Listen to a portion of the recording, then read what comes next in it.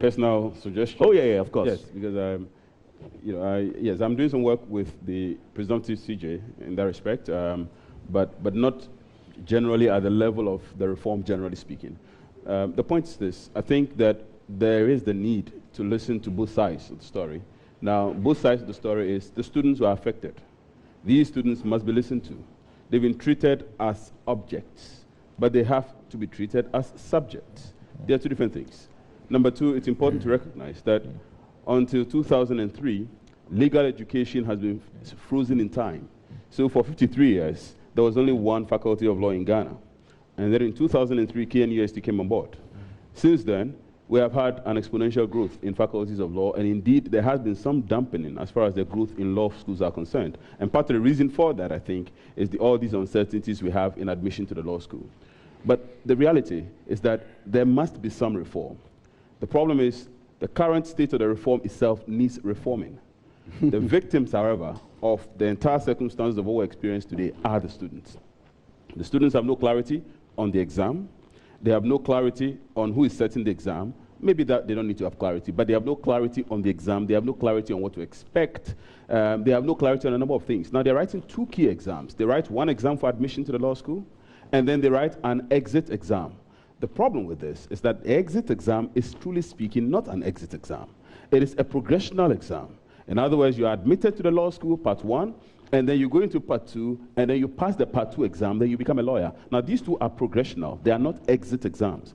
Exit exams, as known in many jurisdictions, are one-time exams that you actually sit. So you apply to sit for a New York bar or California bar, the two popular ones, and you pass them, and that's it. Nobody really cares which law school you attended. But in this case, you are admitted to a physical space called the Ghana Law School. Now, I dare say that that is one subject nobody's touching. And the reason nobody's touching that is for political propriety. Now, when I say political propriety, this is one time when I don't mean NDC MPP. But I mean, it's politically a difficult subject to speak of.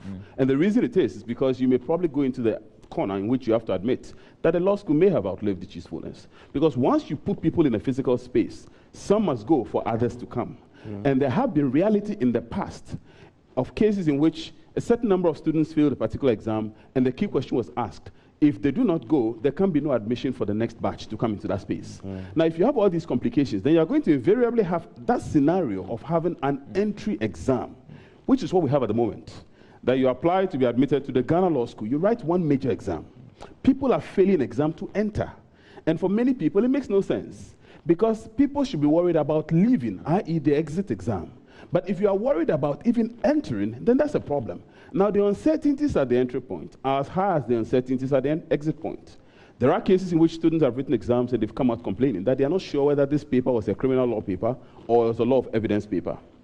We have trained students over the years to think in categories. And so it's very difficult for them to go out there and sometimes see some of these complications. The long and short is that we have a reform that appears to have left students behind. Now, in the process, when people lack information, rumors reign galore. So we have situations in which there are all kinds of rumors and allegations about all kinds of things, and by the time I'm done saying these things I'm saying here, I'll be in trouble when I go out. You will never make a statement on the reform of legal education and win, because you end up almost always affecting one side, and somehow you get twisted. The truth of the matter is that the reform needs to take account of issues of transparency. Students must have a sense of what to expect.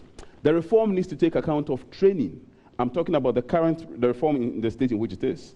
Training of the teachers themselves. So the teachers who are teaching the students are themselves, they themselves don't seem to have clarity, if you like, on the content or the syllabus for which they're supposed to deliver on.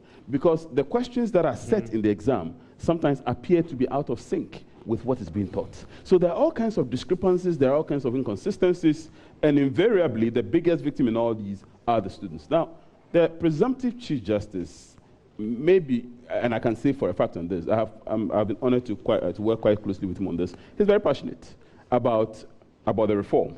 And he is very critical about a number of things that are happening or may be happening from all the various angles.